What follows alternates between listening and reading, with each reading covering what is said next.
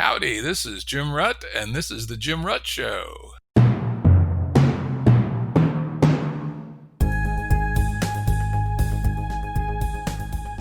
Listeners have asked us to provide pointers to some of the resources we talk about on the show. We now have links to books and articles referenced in recent podcasts that are available on our website. We also offer full transcripts. Go to jimruttshow.com. That's jimruttshow.com. Today's guest is Hanzi Freinacht, coming back for a third appearance. Hanzi was on twice before when we talked about his two very interesting books, The Listening Society and Nordic Ideology. We talked mostly about The Listening Society in EP36 and Nordic Ideology in EP53. If you want to go deeper on some of the topics that we talk about today, which will be broader but not as deep as those earlier podcasts, I recommend that you take a look at those podcasts. And what we're going to do today is we're going to explore both metamodernism, and particularly Hanzi's variety, which he calls political metamodernism. We're going to sometimes shorten that to metamodernism here in our discussion. And Gameb, a perhaps similar but different way of thinking about the evolution from where we are to where we're going. For people that want to learn more about metamodernism, a good place to look is metamoderna.org. In terms of Gameb, there's a very active Gameb group on Facebook, plus 20 satellite groups on specific Gameb topics. So just search Facebook for Gameb, all one word. And there's also a very comprehensive wiki at gameb.wiki. So, welcome, Hanzi. Good to have you here again. The pleasure is on my side. It's good to be back. And good to be talking to you again, Jim. Yeah, we had some wonderful conversations. I look forward to taking it to the next level. As I was preparing for this podcast, I went through Hanzi's books again and looked for quotes that, in some sense, overlapped the political metamodern perspective and the Gameb perspective. And I think it's a good one from, I believe it's The Listening Society. We live essentially in a retarded world. Our value systems do not correspond to the society we live in. Our ways of seeing, sensing, feeling, acting, and understanding do not correspond to the very society that we ourselves have created. This glitch is lethal. This is the issue of our age, to develop the political psychology of the world population. Unfortunately, stimulating such political psychological development is an enormously tricky matter. And that's from Hanzi's book. And I would say from the Gameb perspective, our framing tends to be less literary and less elegant, perhaps. For instance, we say that the challenge is 4 parts. As humans, having gone through our levels of development, which we'll talk about later, we reached a point where our power exceeds our wisdom. And in particular, there are 4 challenges, which we can think of as the meta crisis. One is that our greed, weapons, and thirst for power have made us capable of destroying ourselves by force, right? We could literally probably don't kill life on Earth, probably don't even kill off humans, but we can certainly knock down advanced civilization. And not only can we do it by intent, our technology has also made us capable of destroying ourselves by accident. For instance, letting loose nanotechnologies or engineered viruses that produce some of the effects that we read in our dystopian novels. And, one that's become much more to the forefront in the last 10 years is our pollutants and disregard for the fragility of nature made us capable of destroying our environment, which again could lead to the collapse of advanced civilization. And the newest one, and this one is really disturbing, because as a person who helped invent the internet and some of the communications platforms and such that exist, and not what we intended, I can tell you, but nonetheless, I think it's fair to say our irresponsible use of communications have made us capable of destroying our ability to understand. And if you think about the first 3 challenges, if our modern communications platforms and the evolution of them have made us incapable of sense-making and decision-making so as to address the first 3, we're completely fucked. To give a little bit of flavor about political metamodernism, again, get back on Hanzi's point of view, it proposes that there's 4 dimensions to think about how people need to change and society needs to change. Hanzi do a much better job on this than I, but he asked me to do a very brief introduction. And those are hierarchical complexity, which is essentially how richly does one think and with what power.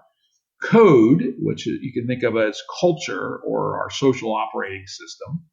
Our state, which is what is the typical state of mind that our citizens are in? Are we happy? Are we depressed? Are we agitated? Are we in anxiety as our more or less typical state? And then depth. I think this is a really interesting one. We'll talk about its touch points to Gameb in a few minutes, which is what is the range of state that one has had through one's life? So with that, I'm going to turn it back over to Hanzi. Maybe he can say a little bit more about political metamodernism. Well, yes, thank you very much. So, well, starting with the term metamodern, it has to do with, we live in a late modern society that is still based around all the key insights of the Enlightenment, really. And this includes actually mechanisms such as liberal democracy, where you cast votes to substantiate truth claims, really, about the political realities and social realities and suggestions that are made, really. So we have this intersubjectivity at the heart of what we do, which is fundamentally the scientific method applied to different fields of life. The same goes really for the capitalist market, where we, of course, unevenly have the access to capital to substantiate which products should be created on the market. But nevertheless, you have a broad public of people spending money, and then companies which evolve and produce the products that people want or that people verify with their wallets, so to speak. And then, of course, this central position of science in society, and science being a kind of, in a way, even a new religion for us, that we have a sense that there is a real reality out there, an objective reality. And then this is modern society, and today we're in a late stage of that modern society. And the four challenges you brought up are similar to the ones that I like to bring up. I emphasize the psychological side a bit more. So saying that, well, we have, I may have said this on an earlier episode, but that we have the sustainability issue, that modern society is not going to be sustainable in the long run. And that's visible on so many levels. We live in all of these spiraling growth mechanisms and unlimited growth on a limited planet, and all of these exponential growths of both output, economic and technological output, and then, of course, of the ecological footprint of that. And then we have excessive inequalities, really, that there are inequalities that cannot be justified in the world today, which have to do with the distribution of resources, but also the distribution of symbolic goods such as health, happiness, opportunities in life, and so on. And a third one, the most subtle one, but perhaps the most pervasive one, is alienation, or what Marx called alienation. But when I use the term, I actually have in mind all of the different existential issues and the bewilderment that we feel towards this late modern life that is coming apart at the seams, that it's difficult to find meaning. And John Vervaeke, for instance, another, I guess you could say, metamodernist thinker, not sure he self-describes as such, he even terms this a meaning crisis. And some people go ahead and say there's a meta crisis of late modernity, that all of these things are interconnected. And then people are looking for this golden thread, for this pathway away from this crisis or through this crisis into a new, more stable equilibrium, something you can believe in, something that would be utopian or protopian by today's standards. Protopian meaning that you actually can believe in the progress narrative, that you can actually believe in that, hey, I can see that this society is going to get better, not that it's going to grow and then the cracks are going to grow and then things are going to fall apart at the seams. So if you ask me what the meta crisis really, really is, at the deepest level or at the most basic level, I believe we have actually a sense making crisis. I believe that what's broken in the world is our shared reality checking, our shared meaning making communication and verification of claims and realities. So we end up at a terrible distance from one another. And this is, of course, visible in political polarization. It's also visible in post-truth society of all in all its forms and guises, and also just the fact that we seem to not be able to even get down to the basics of what's real. And I'd like to deepen this topic a little bit more, but particularly what I see is that we have collectively started, and I'm not the first to claim this. There were similar terms used by Deleuze, for instance, the French postmodern theorist or late postmodern theorist, that we're resembling a schizophrenic. Collectively, we're starting to resemble a schizophrenic mind. We're losing grip of reality, and we're really in this Atlas shrugged position, but not in a heroic way, but in a very in a clearly anti-heroic or misadventure kind of way. So I think if we're looking for the deepest solutions, we should go back to issues of knowledge, issues of reality, issues of ontology, issues of communication, issues of philosophy of science, issues of knowledge processes and knowledge creation and claim verification.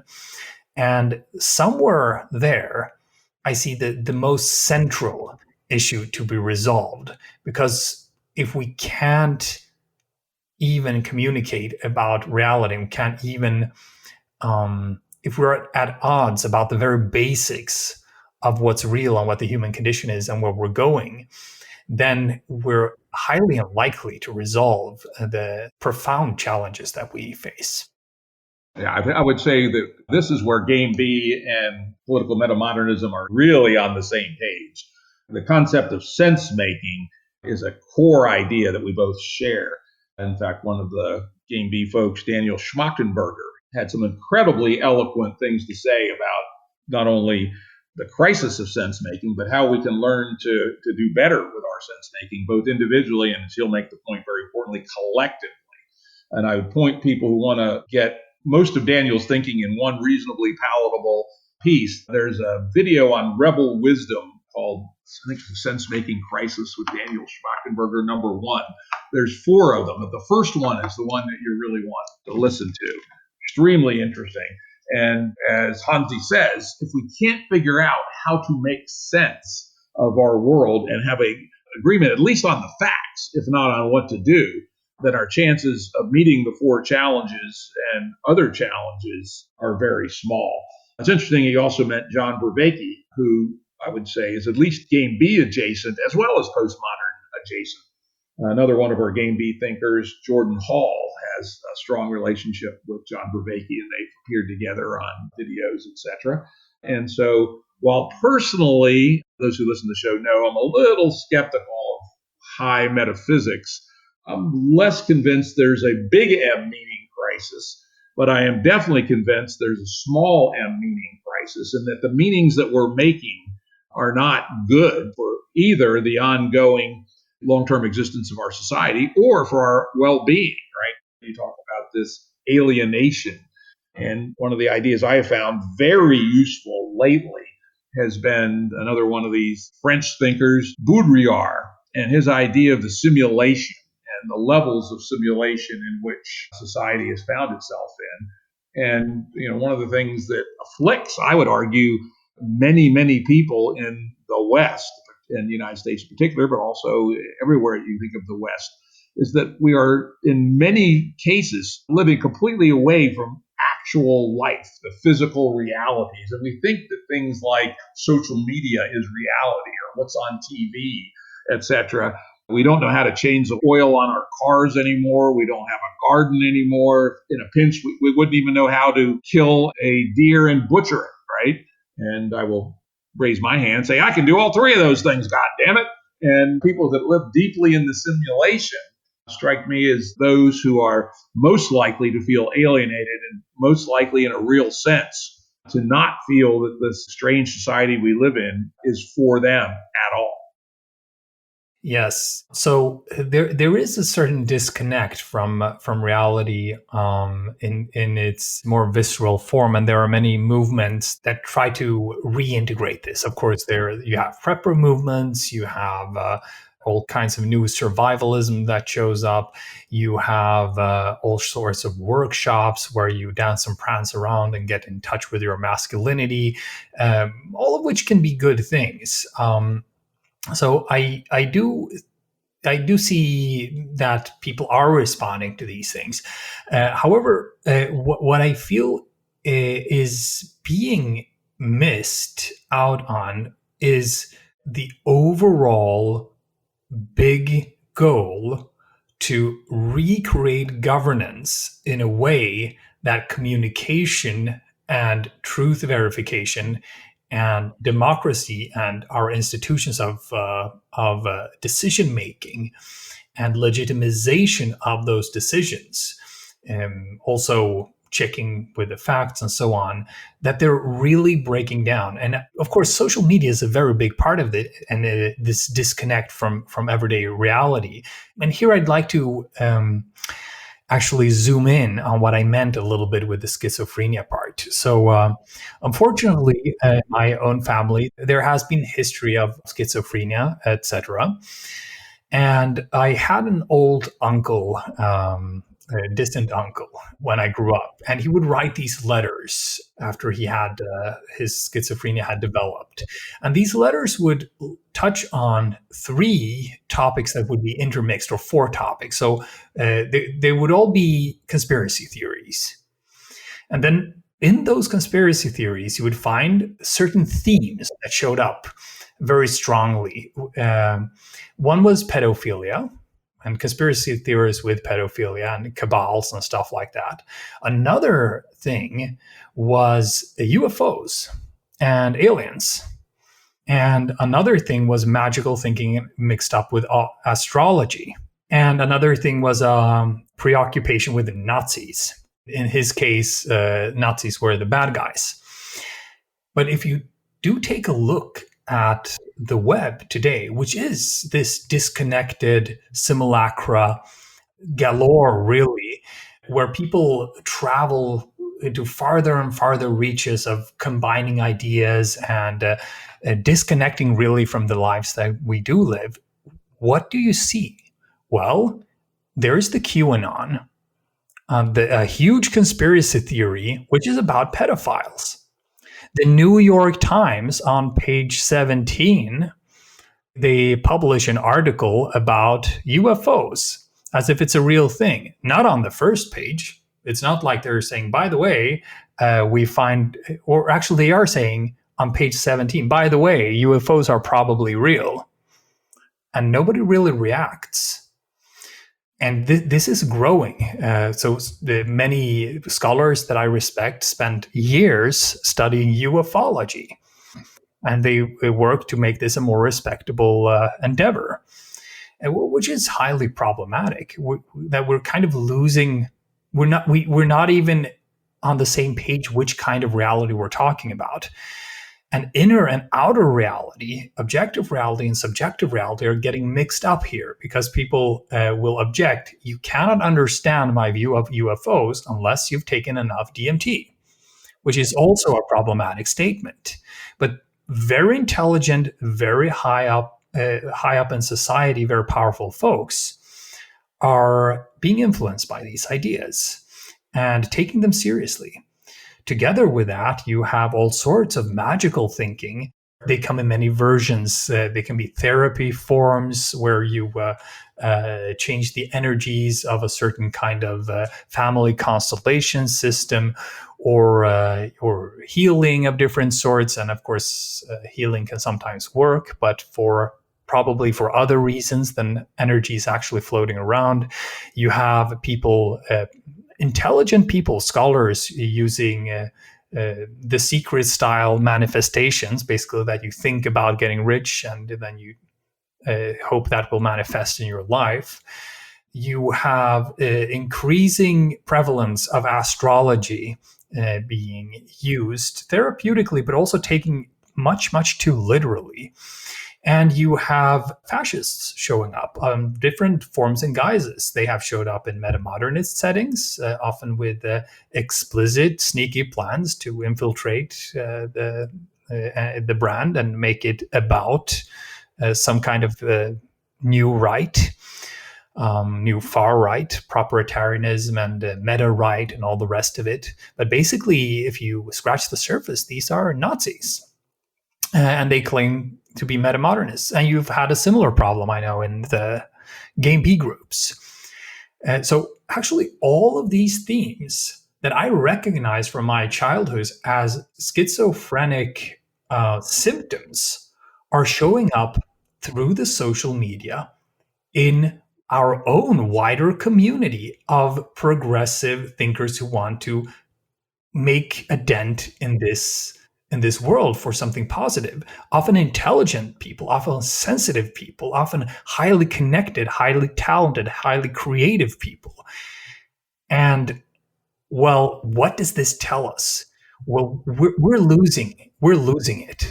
We're losing grip of reality collectively. If we can't sit down and talk about the future of governance without having to spend an hour discussing exopolitics, meaning the politics of aliens vis-a-vis humans, and you have to spend a lot of time and effort just to debunk that stuff, and they will always link you to an infinity of YouTube clips. I mean, how on earth are we going to address climate change or the lack of global governance in a haywire market society, right? So I'd like to really zoom in on that topic, and let's try and be creative and find solutions for that. Because I think it's in the sociology of knowledge. It's in the processes of social media, but also of governance and also of communication here. I'd add also, and I believe this would be the Gameb response to that, is community, real community. And, you didn't even mention the two most absurd schizophrenic. QAnon's up there. So let's put QAnon in the nutbag Hall of Fame. But we're also seeing a plague of flat earthers and anti-vaxxers, right?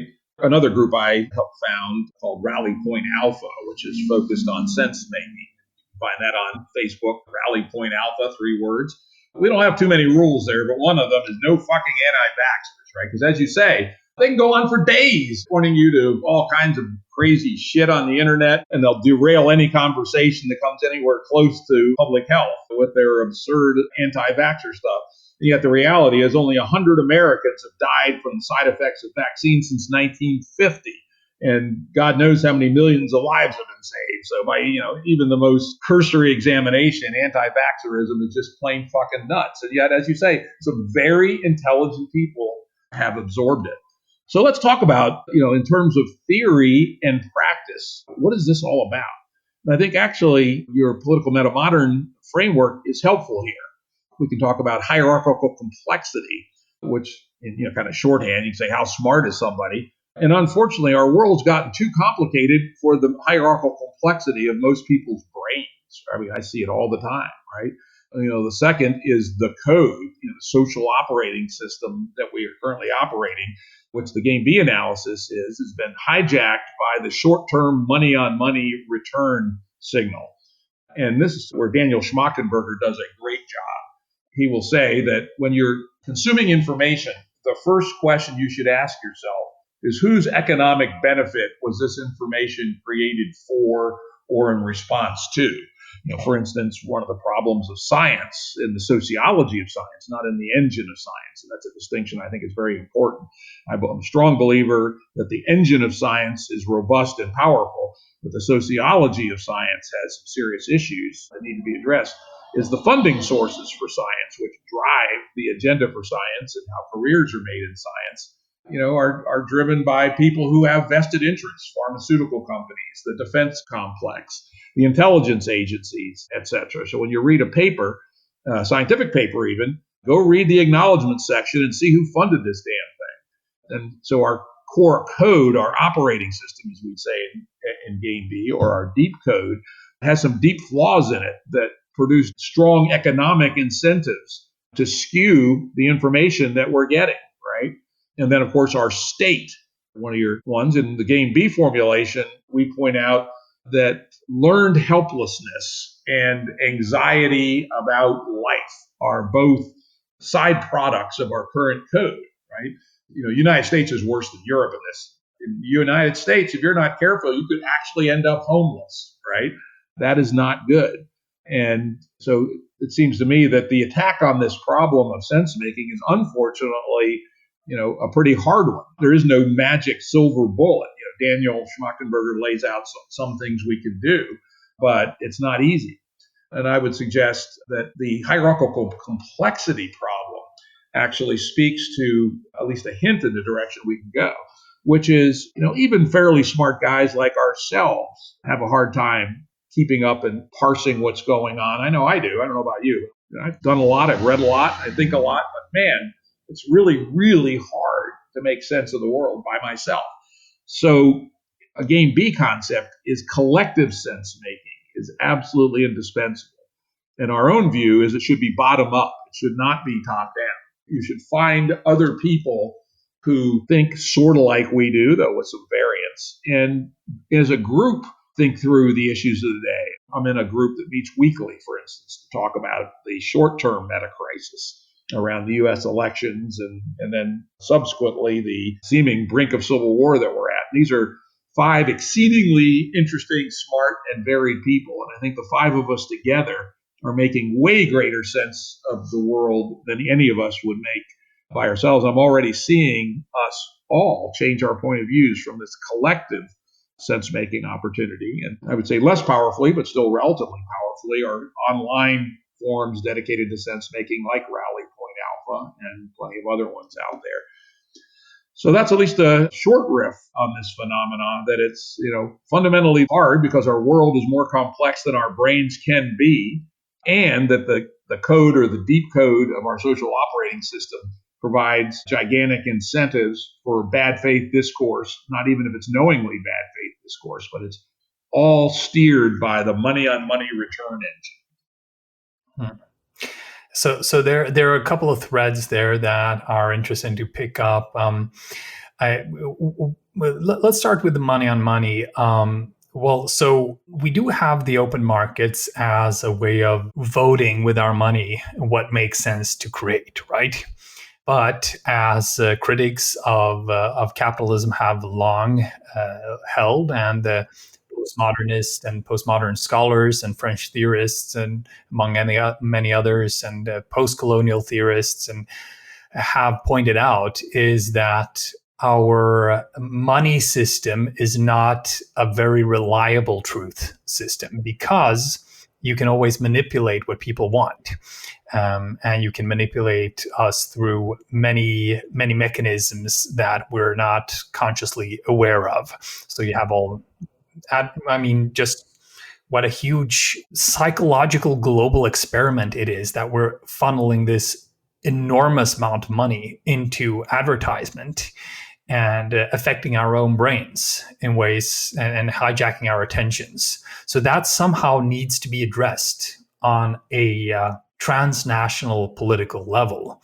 We want to increase the truth claims of our emotions, that we are equipped, all of us, with emotional predictions about what will make us happy and fulfilled and healthy and so on through all of this advertisement that we're picking up, whether or not we do it consciously.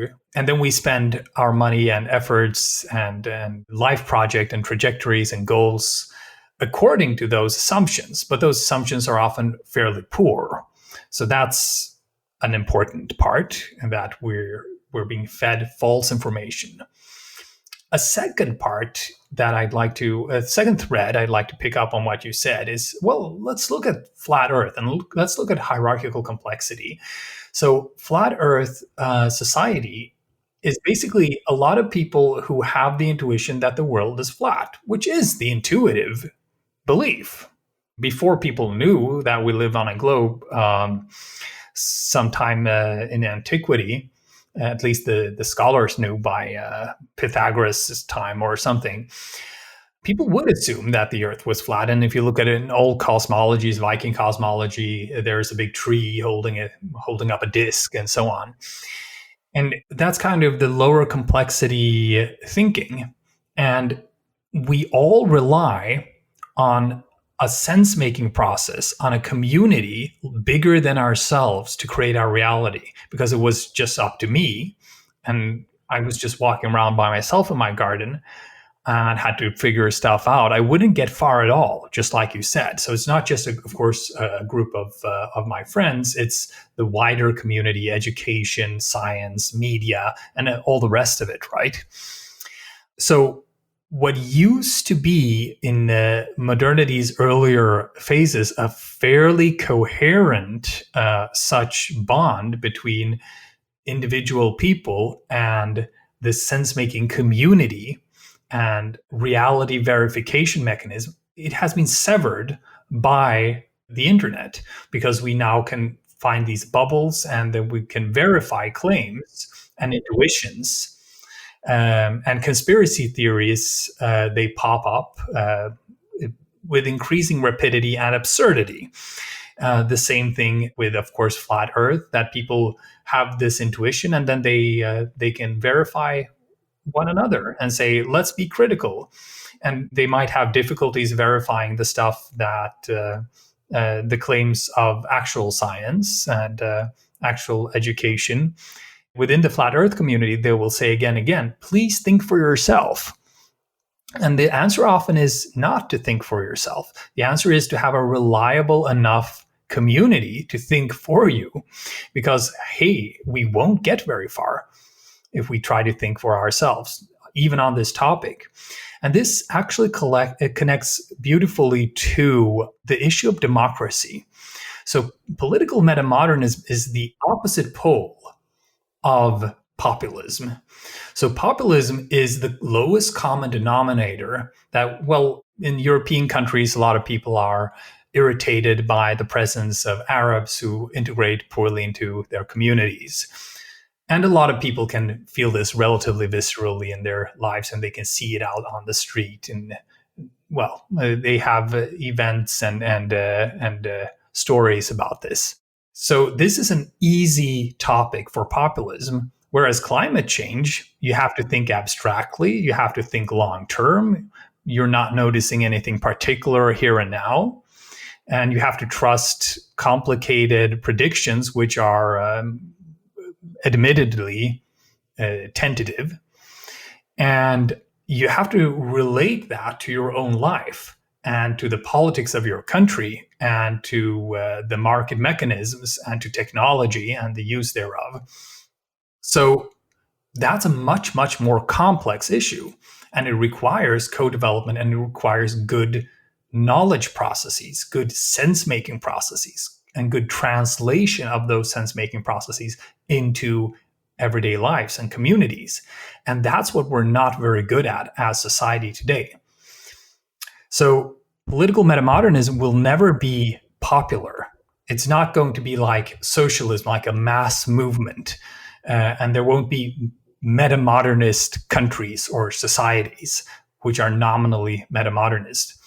It's rather this funnel towards higher complexity where we build upon each other, like the scientific community, rather, and this goes, of course, also for our existential development, for our religious beliefs, and so on, rather than falling back on the lowest common denominators, which our intuitions often lead us towards. But our intuitions fail us because the world isn't intuitive. Humans weren't invented for this kind of complex world, and this complex world doesn't just came into being or just happens to be there. And hey, we humans are, like Heidegger said, cast into it.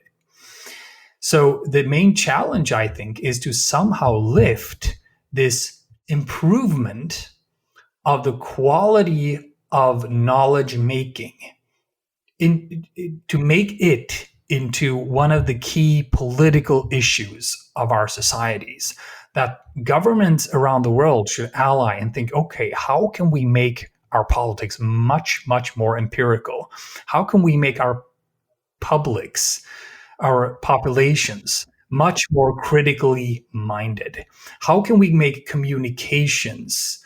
How can we arm or equip people with the tools to evaluate truth claims, to evaluate reference systems out there in the world? I'd like to say more about reference systems, but I'll let you in, Jim. Yeah, that was certainly good.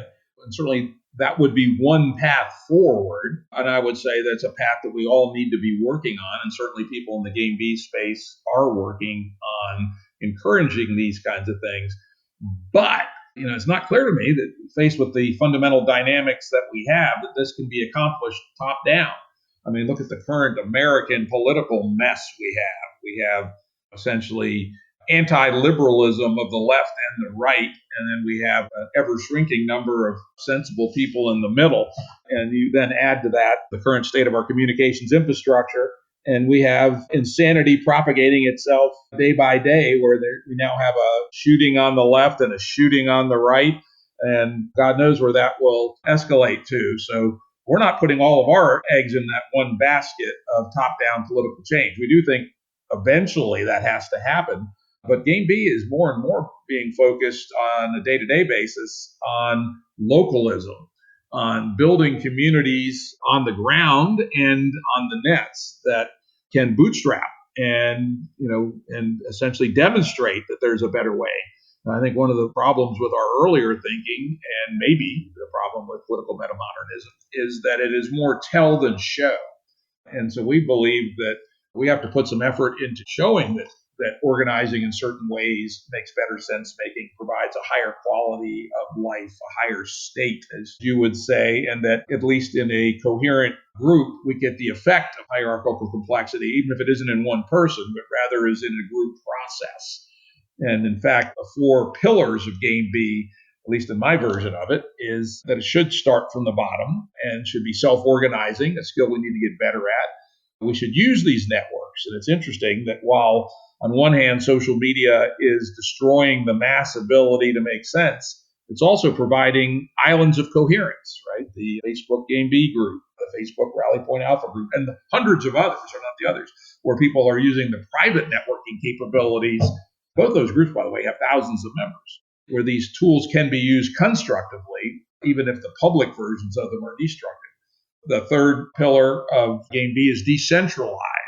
And I think this is perhaps one of the bigger differences between Gameb and political metamodernism is, we're pretty strongly believers in subsidiarity, that problems should be dealt with at the lowest possible level that's congruent with their effective solution. And then finally, and I think we'd agree on this one, is metastable, that society has got to not exceed its limits and operate in a way that's stable for hundreds of years. And you say metastable because no one formulation is going to be stable for hundreds of years in the current world. It's going to have to adapt and fly, but be recognizable itself. Yeah, so there are, again, several threads I could pick up. Let's start actually with the top-down, bottom-up thing. I'm not comfortable exactly with being framed as a top-down proponent. Rather, I think, as I argue in Nordic ideology, I think the solutions are going to be top-down, bottom-up, top-down. Meaning that because institutions have greater explanatory power than pretty much anything else in social reality. Institutions being habits of many people which repeat themselves with regularity. So, going to church can be an institution, schools are an institution, forms of governance are institutions. And if you compare countries which are highly functional, even though they're not sustainable in the long run, and economies like, I don't know, South Sudan or something, where there are poor institutions, the main difference between the quality of people's lives in these destitute places and highly ordered and organized places like Denmark, for instance, is that in one place the institutions are in place, and that creates order and thus freedom, that people can expect what happens, and they can plan long term, and they can coordinate their actions across more space and time, including the actions of their own lives, and thus create better growth trajectories for themselves and their families, their communities. So we are empowered to create bottom-up solutions by the social context we are in. And those social contexts are always subject to the economic structures, the sociological structures, and the political structures of governance within which we act. So I do believe that political metamodernism has to start from the bottom, in the sense that it has to begin with people such as ourselves, who are not already enmeshed in the current system and the many interests and games and frameworks and limitations that are in that. And we can rethink things a little bit more freely at a distance. Nevertheless, we then have to go in and try to change the institutions. And that's where the top-down issues come in. And those top-down issues then create scalable versions of human growth at a wider level. So what I imagine happening next in the world is for interesting regions. They can be metropolitan regions, they can be geographical regions, they can be innovation clusters, they can be communities around the world, they can be web-driven networks. But they need to start to seriously recreate the life conditions of everyday life in certain key areas. Maybe a progressive city like Berlin, for instance. That what happens if Berlin gets a progressive, Gameb-oriented or metamodernism-oriented mayor with a wide alliance of intelligent people and advisors from around the world, and then reinvents and deepens the structures of governance, deepens democracy, deepens how people can participate in governance, creating more sovereignty, a more sense of responsibility, more sense of ownership, more intelligent decisions, which work with higher collective intelligence and also gain higher legitimacy. And at the same time, using that higher democratic legitimacy to improve the growth processes present in, for instance, education, so that kids learn to meditate and learn to be better perspective takers, pick up a more systemic view of reality and society, learn to think more cross-disciplinarily, connect to issues like big history and the evolution of mankind and technology and nature itself. The regions that are first movers in that development, in the metamodern revolution of culture, as it were, are going to create more interesting culture and symbols and solutions which manage complexity and thus can sell well on the market. So they will be competitive on the world market and will be able to reinvest a lot of money into that deeper welfare, into that listening society. And that requires at least some top-down. The top-down version, though, is one that reaches deeper into the grassroots and reaches deeper into the human soul and coordinates more subtle levels of and subtle layers of what it means to be a human being, so that we are coordinated on a deeper emotional level, that we have higher trust for each other, for instance, that we are sexually perhaps more liberated and expressed, that we have lesser and fewer insecurities, that we are better equipped to communicate around difficult and complicated and complex topics, so that we can grasp more abstract goals and organize ourselves around those more abstract and long-term goals. So I really see it as a both and. I'd like to stop there. I still have an issue to bring up on this verification mechanism and verifying truths back and forth and so on, and how this tends to break down. And I'd like to make that a goal of both political metamodernism and Gameb. And I do think we should be looking for pressure points in the world system where these things are actualizable. Yeah, let's get back to that. But let me react a little bit to the idea of, let's say, a metamodern Berlin. That would be interesting if it could actually be pulled off. But unfortunately, our modern social operating systems have a zillion veto points. Berlin is not sovereign. Berlin lives within one of the German states, Brandenburg, I believe it is, yeah. And Brandenburg has its own authority. And then Brandenburg lives in a German federation. And then the German federation lives in the EU. And so the constraints on what the metamodern mayor of Berlin could actually do strike me as perhaps disappointing. Our Gameb approach at this point, though there are certainly people working on political ideas at a higher level, for instance, Brett Weinstein's Unity 2020 idea of running an independent candidate for president of the United States is at least nominally a Gameb idea. I think many of us are now focused on a much smaller scale to prove the principle, which the label we use for that is proto-B. And literally a proto-B probably starts out with a cluster of 15 or 20 people, maybe 30, and then aggregates into 3 or 4 such clusters, either on a piece of land or as a series of co-housing projects in a city, which we call a Dunbar, which can actually operate as a whole Gameb community with Gameb values, Gameb decision-making, and even some Gameb institutions. And then any given proto-B, of which we believe there'll be many, can then start multiple Dunbars in various places using the same social operating system. And again, that's another key point of our theory is high empiricism, anti-utopianism. We don't believe that you can take a prescription from a book and say, go do this and build a new world. So not only do we have a proto-B, which replicates via having new Dunbars, little communities of 150 people, but there'll be multiple proto-Bs with different constitutions. Some of them could be radically egalitarian. I've recently done a fair amount of research on kibbutzes. In fact, we'll have a scholar on kibbutzes will appear right before you on my podcast.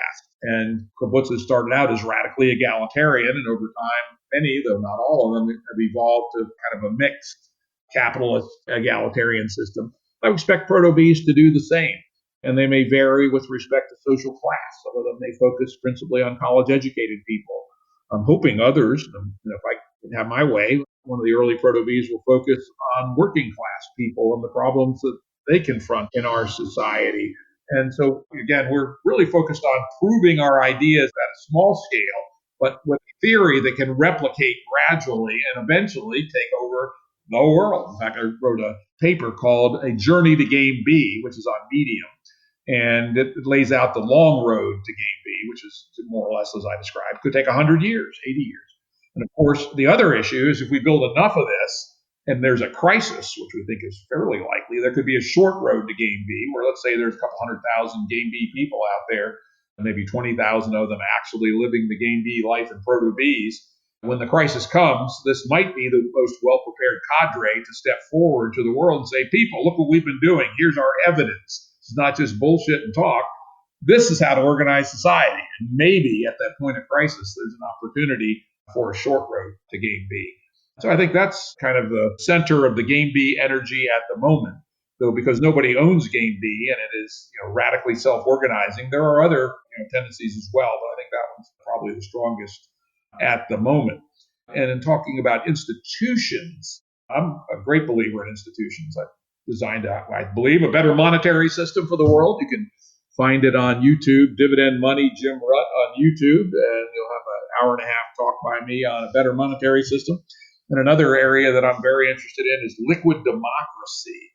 Because as you point out in your book, hierarchical complexity varies by person considerably, right? And really not much you can do about it. Maybe you can raise people's hierarchical complexity a bit, but not a lot. Under liquid democracy, the idea is people proxy their votes, right? If I had 30 proxies on issues from education to environment to defense to healthcare, I might vote a few of them myself, but there are lots of people who know more about it than I do. And I would proxy my votes to somebody who I both had values alignment with and I perceive to be more knowledgeable than I. And that could include not-for-profits who specialize in that. For instance, I might proxy my environmental vote to the Sierra Club, which is a strong environmental organization here in the U.S., and I might proxy my defense vote to my retired Air Force colonel uncle, for instance. And in that way, we can have democracy and yet not be so constrained by the strong current limits on hierarchical complexity in individual voters. So, with that, I'll turn it back over to you, and maybe we can talk about verification mechanisms a little bit, or you can respond to those thoughts.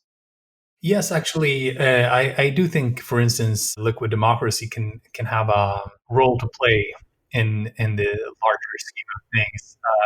I discuss also in Nordic ideology. I imagine that the future forms of governance that we have will be perpetually self-improving in terms of institutions. So that, a considerable percentage, perhaps even of the GDP, could be invested in improving governance itself, so that you would have a democratization ministerium or department, and countries learning from each other and spreading best practices. And there are many parts of this. There is, of course, the digitization of democracy and governance and participation. There is participatory democracy. There is deliberative democracy. There are different forms of direct democracy, including delegative democracy, like liquid democracy. There are many ways in which you can use representative democracy. There are sortition mechanisms. There are citizen councils and so on. And all of these, I'm not a strong proponent of any of these particular blueprints. So what I imagine is not a system that is instituted. Whenever you start talking about deepening democracy, people would often have a gut reaction and say that, in quotation marks, wouldn't work. And that system wouldn't work, as if they're speaking about a particular democratic or a particular form of governance, which is already a blueprint and already imagined, and then you kind of institute it. That's probably not the way things are going to happen. And it would be too high risk and too high investment strategy. Rather, there should be a plethora of many experiments, powered, for instance, by Gameb groups around the world, which do have resources to experiment with different forms of governance and self-governance, and gathering up data, really. What works where, under which contexts. The same would go for commoning and commons-based solutions in the economy, and to a certain extent, I suppose, to cryptocurrencies and alternative currencies. That we need to, on the one hand, have an empirical politics, that it should be the goal of every country in the world to stay as close to reality as possible, meaning check the facts, check the best practices, check the best research, and all the different opinions on it, and all the different angles and triangulations thereof. And today we don't have very advanced processes for that. So empirical politics on one hand, in perpetually increasing our scientific capability to together grasp the world and be collectively intelligent about it.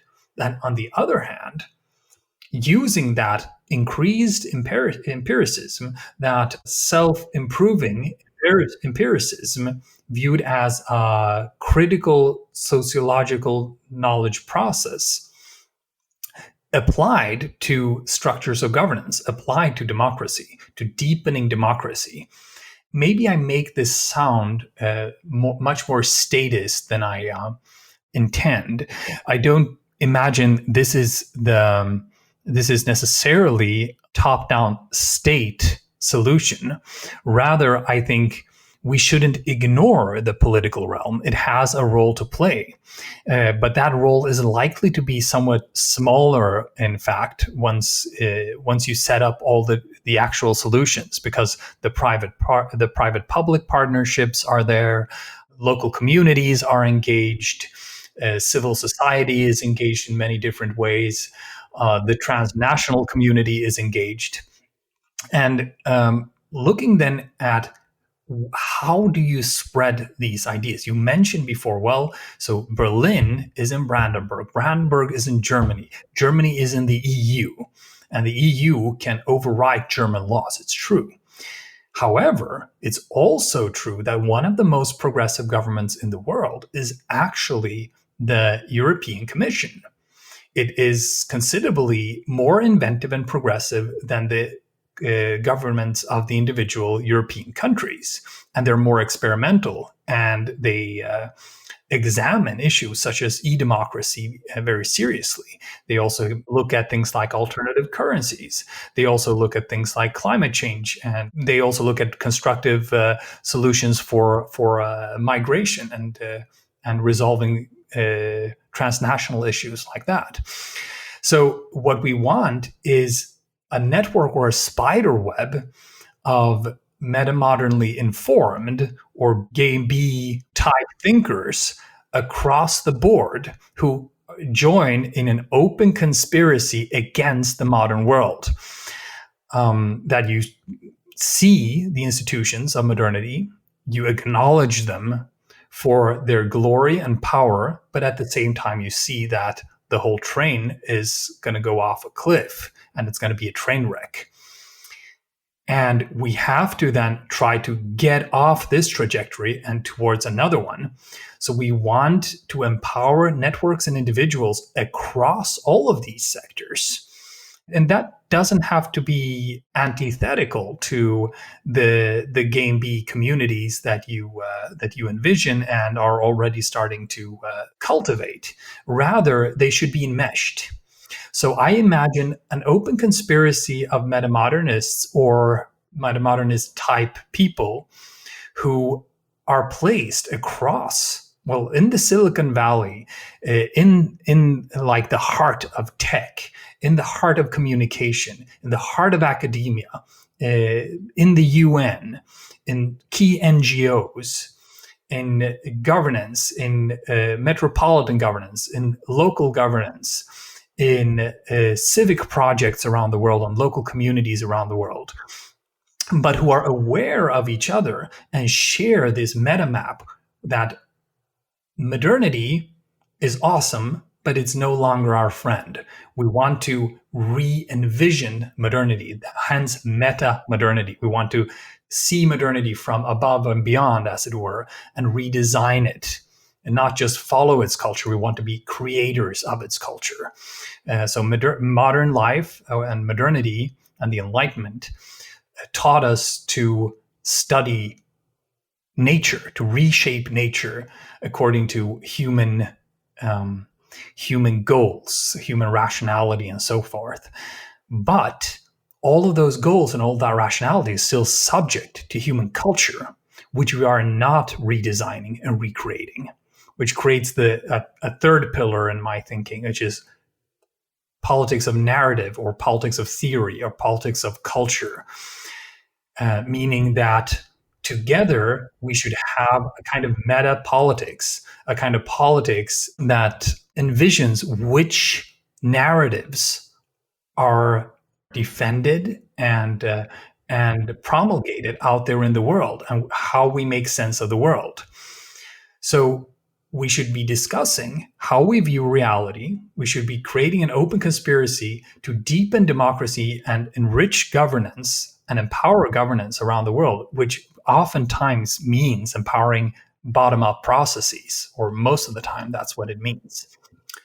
At the same time, doing this with the best possible empirical processes and improving upon those empirical processes themselves, seeing that empiricism is not an either or. It's an impossible destination that we always have to try to go towards, right? That empiricism is the most difficult thing in the world, really. Yeah, I think we have a lot of agreement there in particular. In the Gameb world, at least to the degree that I speak for it, and I can keep in mind there are many people that say different things about Gameb, that radical empiricism must be the order of the day, that the nightmares of the 20th century came from people who had the answers in a book, the Nazis and the Marxist-Leninists. And that's not the way reality works. One of the things I've been spending the last 20 years doing is learning about complexity science, for instance. And the biggest takeaways from complexity science I describe as epistemic modesty, how little we can actually predict what will happen when we make significant changes to a complex system like a society. So anyone who thinks they have the answer, whether it's socialism or propagandarianism, one thing you can count on is that they're wrong. Rather, we can take some principles, as you suggest, more democracy and preserving localism and experiment, try things. And if they don't work, be intellectually honest and say, this didn't work, let's try something else. In my writings on liquid democracy, for instance, I warn in every essay, this is an interesting idea, but it has not been tried at scale. It may have a huge flaw, which I can't see. So let's try it at the municipal level first, right? In a small city of 25,000 people. If it turns out to be a shit show and we can't diagnose a way to fix the shit show, let's throw it away and come up with something else. I think that's tremendously important. And as you mentioned, these different levels brings up another bit of language we sometimes use in the Gameb world, which is that these levels of governance essentially should be fractal, that they should be self-similar, that they have similar values and similar institutions, but they should operate at all kinds of different scales. These same principles can be applied from a community of 50 people on up to the global world, though, of course, with additions and modifications. But we should think about these things as operating eventually at all scales. So I suppose the key question let's move on to what do we actually do right now? Let's agree we have a more or less close enough agreement on the world, political metamodernism, Gameb, don't agree on every detail, but are moving in the same direction.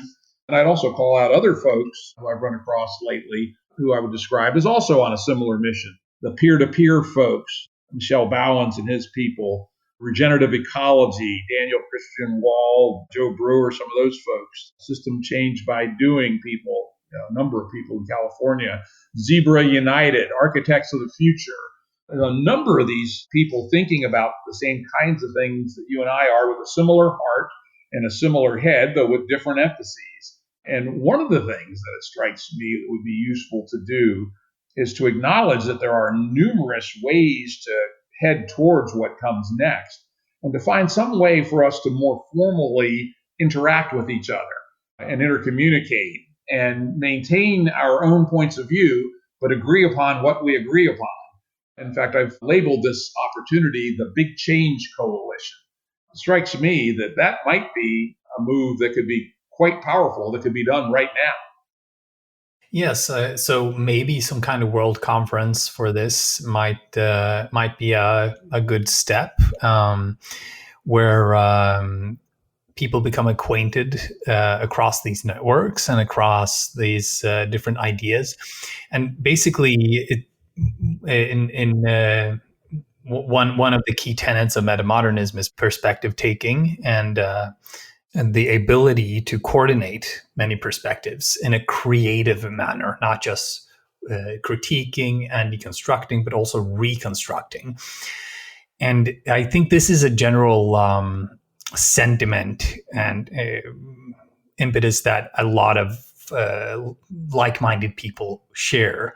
So what you're doing with a podcast is important, of course, but we could bring people closer together, I guess. There are already many network meetings. So One of the most important challenges to those, though, is this bottleneck challenge that we don't seem to successfully imbue each other's perspectives because they're too complex, basically. And each of us is only an individual person. We have a few key insights each. A smart person is lucky in their life if they have a few strokes of genius and a few theories and perspectives of their own. And we need a lot of those things to be coordinated. So somehow we should get that conversation going, and not just a conversation, but we should get constructive projects going around these things. But to do that, I think, again, we need to rethink the sense making process through which this is organized. So just bringing all of these smart and big-hearted people to the same place might actually not work. We would first have to invent the best possible way of creating resonance and shared understanding and shared emergence. And emerge is, of course, a common thread. A lot of people want to see what emerges, want to kick back and listen in and stimulate these meetings and imagine something fantastic will emerge. And it feels like that. It feels like just around the corner, something awesome is going to emerge. Something great that will affect and change the world. I'm a little bit less optimistic. I think we need to be more creative in terms of how do we guide this emergence? What is the right process of knowledge sharing, of communication, of shared understanding, of decision making in these varied projects and across them, right? Yeah, I sense we lack a kind of a social institutional invention for gathering all of these diverse but aligned forces and somehow coordinating all of these efforts. I would still argue towards key points in the world, pressure points, where I imagine something like, let's say the world right now is having a bit of a, switching metaphors, it's not having schizophrenia, we're having a bit of a epileptic seizure. And the world map is blinking with all sorts of dramatic events and potentials. And we chase after each one of them and comment upon them and try to understand them. And then the next thing happens. It's the COVID crisis. It's the Black Lives Matter movement. It's the US election. All of these different things, right? Somehow we should not be caught up in the epileptic seizure ourselves. We should somehow see this blinking for what it is, and that there are going to be a lot of dramatic events, and there are going to be a lot of strategic opportunities for really affecting the trajectory of the world. And we should be able to coordinate deeply and strategically around them. Now, how do we get there? Just gathering everyone under the same roof for shaking hands and giving half-hour presentations would probably not cut it. We would need some kind of profound sense-making process that is more akin to the group of 5 and the group of 15 that you were speaking about. Interesting. I would 100% agree. I like the framing. And in fact, just sort of serendipitously, my early thinking about this Big Change Coalition has been along those lines. Interestingly, I've drafted one other person who resonated with the idea, and we're going to attempt to build a draft core, because one of the ideas I think is very important is coherent pluralism.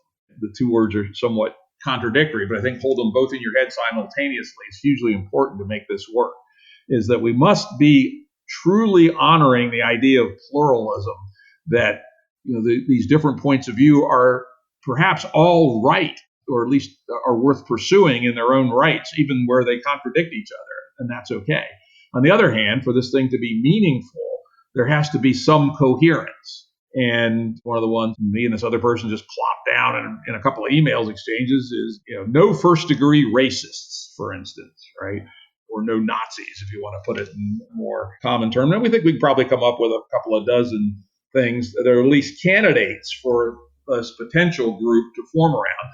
And I think it'd be a great idea to have a formal sense-making process that brings potential candidates to the Big Change Coalition into a way to interoperate with each other to discuss what should be the coherent core by some consensus process, and if necessary, voting process, but consensus would be better, to take some of these candidates, throw them out, modify them, add some new ones. And before we have this world conference, unfortunately probably has to be virtual in the current world, that there is some hands being held across a group of entities that says, yes, this is our coherence. It's relatively small. It leaves a lot of room for our pluralistic ways of addressing what we see that needs to be done. But we all at least agree on a small common core. And so I think that fits in nicely with the before part. The part that I think needs some work, and I think it's very good for you to point this out, is that we also have to have an after meeting process to actually turn this into action. How can there be ongoing sense making across these groups and horizontal information sharing? In the Gameb world, we call it X in a box, so kind of an awkward term. But the idea is if someone finds something that works, they have a duty to document it and share it horizontally and give it to the world for other people to use. And if all these different groups that are on their pluralistic missions, though driven by a coherent core, individually discover things that work, having a high fidelity communications platform so that people could look to it to see what does work, then indeed those X in the boxes could evolve, and where people take them and modify them. And then there's, say, liquid democracy 1.0. It's been found to work in a proto-bee in Virginia, but it had these little issues, right? So we're tweaking it. Somebody else tries a variant on it, changes a couple things, and says, this works better, right? And this form of horizontal transmission of capability could be really important in kind of the after meetings and ongoing kind of mechanism. The other idea, which I think I'm trying to put forth as some of the glue around this, and again, it's a little bit contradictory, but that's all right. We can hold all these in our head, is that this coherence is going to be relatively small. It has to be to get a large number of people to buy into it. And so we all have to be willing to have the cultural meta value of alignment beyond agreement, meaning that we all acknowledge we're on the same side, even if we fundamentally disagree about some tactic or technique that one of us takes. And that in human history has shown themselves to be very difficult. The religious wars are quite informative of that. People slaughter each other by the millions over the most, what seemingly trivial religious issues. So anyway, there's some reaction to your thought that sense-making, some process to bring these groups together has got to be wrapped in sense-making both before and after. Yeah, I think actually I'd like to propose something a little bit bolder, actually, that the coherence should be based around goal formulations.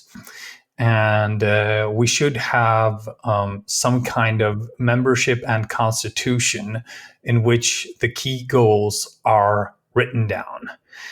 And then whatever is argued, whatever is proposed to the group as a project, as a perspective, as an alliance, should be coherent with those goals.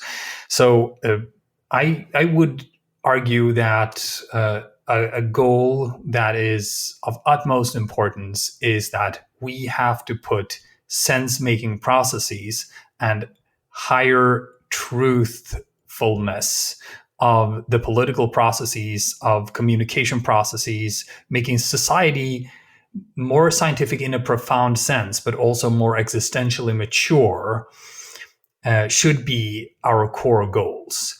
Then we can argue about what that means in practice. But some kind of directionality, some kind of transcendent goal is very important for it not to be discussion club.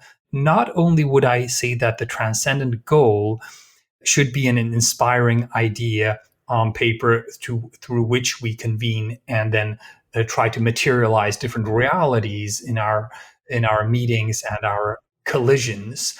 We should also ritualize somehow, meaning that there should be rituals of greeting rituals of recognition. There should be rituals of conflict resolution. There should be rituals for different realities being different perspectives should somehow be honored. And this is not super easy, but it's at the same time not inconceivable or not impossible. Religions have been invented in the past for less complex problems than these. But what we're looking for then is, in a very secular sense now and a very abstracted sense, a kind of liturgy or a kind of ritual culture that can carry all of these complex, diverse minds and experiences. Some go deep in the psychedelic direction, some go deep in the existential, spiritual direction, some go deep in the ecological and animal rights direction, some go deep in the nitty gritty of democratic processes, some go deep into the intricacies of communication and startups and entrepreneurship of different kinds. We need somehow to be able to house all of these in one energy container where people still feel the coherence, and we feel it strongly, so we feel drawn to it. And this, I would like to say also as a word of warning, is what our friends, the fascists, are looking for, the meta right. But they imagine this structure or this transcendence to be taken from the traditional religions, or some kind of cathedral building, or some kind of totalitarianism, or some kind of one will that asserts itself. And some kind of profound unity. And we're not looking for unity. We're looking for, as you say, a pluriverse, a coherent pluriverse, or a complex ontological object is a term I like. You said it better. You said, what was the term you used, Jim? Coherent pluralism. Coherent pluralism, yes. So we should create, as it were, a digital temple of coherent pluralism, where these, on a very visceral level, these energies are directed. And I think that is something that we really need to be doing now. I see all of these geniuses out there, and I see all of these fantastic ideas and projects, but I see that the coherence is too small. I also see that a lot of people go crazy along the way because there is no container or structure which corresponds to a temple to contain it. And what we get instead then is that people run off on these fascist experiments because they long so much for this transcendence, for this oneness and unity.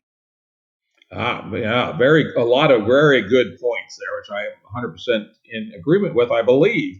Let me first react to rituals. I think that is really important because, again, our world is so complex relative to our own hierarchical complexity that simplification and repetition actually help us deal with the complexity of the world, right? Not having to figure out de novo how to deal with every situation. And it reminds me that in the original Gameb, the 2013 version, we actually had a few little rituals. One was we referred to each other as peers, kind of analogous to the Soviets and their comrades thing, right? And we thought that was really important because we were anti-hierarchy, radically decentralized. We are all peers. Let's just call ourselves peers. We should go back to doing that. I don't know why we did. The other one that we had, I don't think we ever actually codified it, but I would call it explicit and excessive politeness, right? We never, ever, until this started to fail, and then the group fell apart, were we anything other than with very polite with each other, right? And excessively so, almost like a Frenchman at court in Louis XIV's day or something, right? We would very much defer to the other person. We would apologize very easily and quickly should we give offense, etc. And kind of a stylized, explicit politesse might be an interesting ritual as an example that could help push away the known problems of dealing with people, particularly in a non-face-to-face fashion. But anyways, certainly it's worth some serious thought. what those rituals would be, right?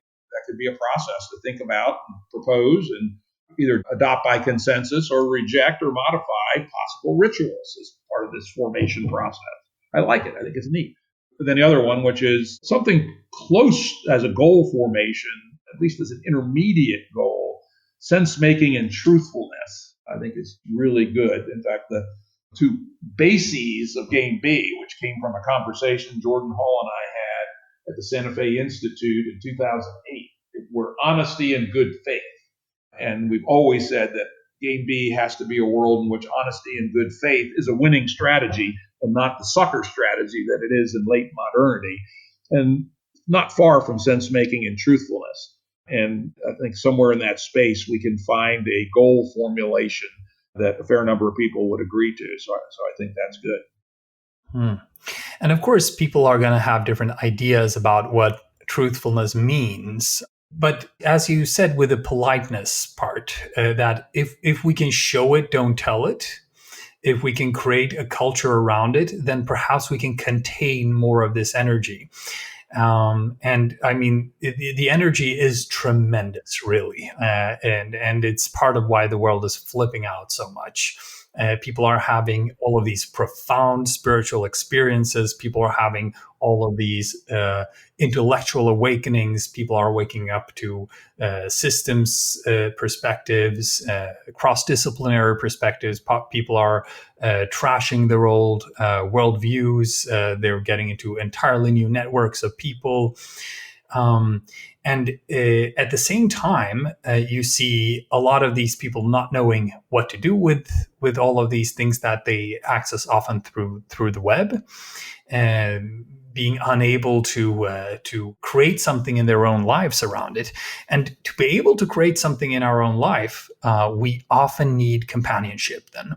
So if we can increase the amount of friendship between what I would loosely term all the metamodernists out in the world, the key element would be a kind of camaraderie or friendship, and the alliance would be against the modern world, but not now with a very strong caveat, not the integral traditionalists or the transcendental fascists who want to build cathedrals rather than skyscrapers again and dismantle democracy and stuff like that. But rather a conspiracy against the modern world, but a call not from the past, not a blast from the past, but a blast from the future. And somehow placing ourselves in a future protopian vision, being in that transcendental space, we are inventors of the world, we are inventors of culture. We are going to invent rituals with which we can convene as not just intellects, not just dry intellects, but as whole human beings. And there are four different parts of this creative class, which I feel is a very instrumental to the metamodernist movement. And this class is yet to wake up to its own coherence because it's so diverse. But there are deep structural issues which connect its members. And I've said this before, it's a triple H population. It's the hippies, people who are good at inner development, spirituality, shamanism, and all the rest of it, and maybe taking indigenous perspectives. There are the hackers, the Silicon Valley types, who can understand and reinvent information and its flows. There are the hipsters, more my own type, who are good at understanding culture and philosophy and seeing how new symbols and new meanings can be created in the world, and new code can be created to run our culture. And then there's the fourth age, which wasn't in the listening society, it has been added later. The hermetics, the people who are more towards the occult side, arguably perhaps the most dangerous group, because they love all of these symbols and they love all of these rituals so much, and they look so deeply for the meaning in these that they can sometimes fall into traps of unhealthy occultism or even far right stuff. But the Hermetics are the experts on creating these new games, on these new rituals.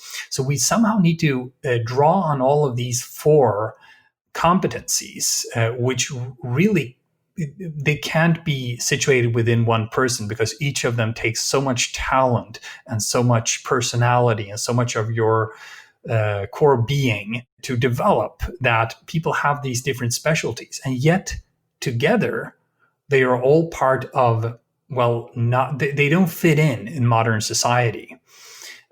They have a specific class interest, which is transnational, and it doesn't like the top-down governance structures. They don't fit in the labor markets. They often fall down in precariat positions, flip out for reasons they often have ADHD and ADD, sometimes high-functioning autism.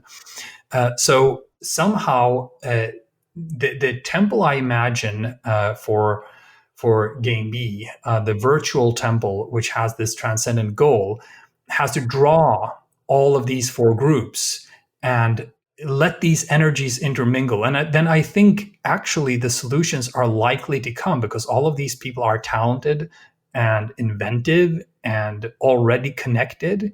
And with more proper support, they're likely to be more successful in society at large, meaning, well, they can get into politics if that's what they want, with the support of their like-minded people. And a very, very important part of this is to set up a really robust structure to protect the mental health of these groups, because what we're seeing also is that they keep flipping out. And here we are, we're trying to save the world. We're chasing each other on the web, trying to communicate, trying to understand each other. And climate change is ongoing. Political decay is ongoing. Democracy is on demise. Chinese autocracy is on the rise. Digital autocracy is on the rise. Troll factories are controlling the public discourse. The media has a really hard time making sense of all of this, using all the old paradigms to interpret it. So I think just the fact, if we could do one thing, if we could get a group of 10,000 of the four quadruple age population from around the world to really know each other in groups of 150, we would have a lot of the situated projects that I imagine either way, right? Yeah, I love it. There's a lot to it. As you were saying that, you had the Hermetics. I thought that was very interesting, because one of the groups that we're now catalyzing in Gameb, we call them the archetype narrative people. Yeah, that works too. I like ages, right? So it's going to be quadruple age, right? Yeah. And I said, yeah, we certainly got hippies, we certainly got hackers, we certainly have hipsters, and we were adding in the Hermetics. It's kind of an interesting, maybe overloaded term, but it makes a nice H. Why not, right? And again, I think this is one of the reasons there's this libido within Gameb right now to actually produce groups on the ground, is the concern you put in about mental health, right? That people are just finding it stressful as fuck to have these insights about the world, how deeply screwed we are, and yet there is a way forward, and yet we're not taking it. And to do this as one person living in your mother's basement in Bavaria, as one particular person I know is very bad for their mental health, right? And if they were to live in a community of somewhere between 30 and 150 people that's well populated with the 4 H's plus some other skill sets, and they have meals together in common, and they have conviviality parties on a regular basis, they sing and dance together, this could by itself fundamentally upregulate people's mental health. We're not designed to be alone. We are acculturated creatures, and those few of us who started to break free of the culture that we're embedded in, experience a fair amount of stress from that. And some people can handle it, and some people can't. And so building communities on the ground in which people are embedded in a like-minded proto-culture strikes me as, I can see why there's such demand for that right now. And so I really like what you said before about politeness. And I think, on the Metamodernist forum, we only really have two rules, and it's kindness and respect, and don't spam, and that's it. But then later on, I've added unofficial ones, and it's no UFOs, no magic, and no Nazis. Those are kind of an immune system because, hey, openness has a cost, and you kind of have to pay a certain cost to imbue new information, to respond, and so on. And we have to put some limits on it. So to make this filter on open one, but an effective one, so that perspectives are drawn in widely, but still don't devolve, right? So these are perhaps necessary at this point. Other than that, there are certain norms that I think should be very important. For instance, there are rituals for many things in our societies, but there's not a real ritual for honoring when somebody changes their mind. Rather, we tend to lose prestige when we do. So somehow this needs to be turned on its head. It should be an honorable thing to do, to listen in, take up somebody else's perspective and argument, and change one's position. It doesn't mean being a pushover or anything like that. It just means that we get stuck in all of these discussions, which are not necessarily conducive to creative solutions, or to mental health for that matter, or to good relationships and friendships. But if we had a strong norm, which says it's okay to change your opinion and you're expected to do so fairly often, then we could evolve together more quickly, really, and coordinate on a deeper level. Yeah, we're explorers, right? And explorers expect to learn new things, right? I absolutely agree. That's an excellent one. And of course, this kind of weirdo thing called cancel culture is exactly an opposite of that, right? So they hang somebody from the lamppost because of something they said in 1985, right? That's ridiculous. People aren't who they were in 1985. The world has changed a lot. And so honoring the fact that we can and do and should change over time, I like that a lot as kind of a meta ritual for this what comes next movement. Well, I think we're getting kind of long here on time, as we always do. We always have such good conversations. It's hard to keep them within the bounds of an hour and a half podcast. But I think this has been an exceptionally rich and fruitful discussion. I hope that we can continue to maybe take some active steps to bring these things into being afterwards. Yeah, I think we have a good plan to take over the world. So we should definitely, let's see how people respond to it, and see if our formulations here speak to people.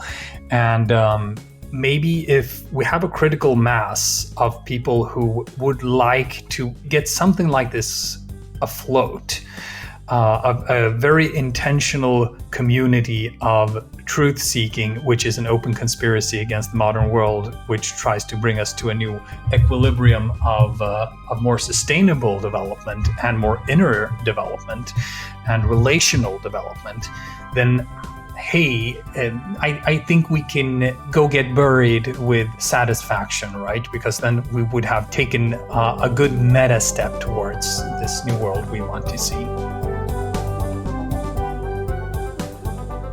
Production services and audio editing by Jared Janes Consulting. Music by Tom Muller at modernSpaceMusic.com.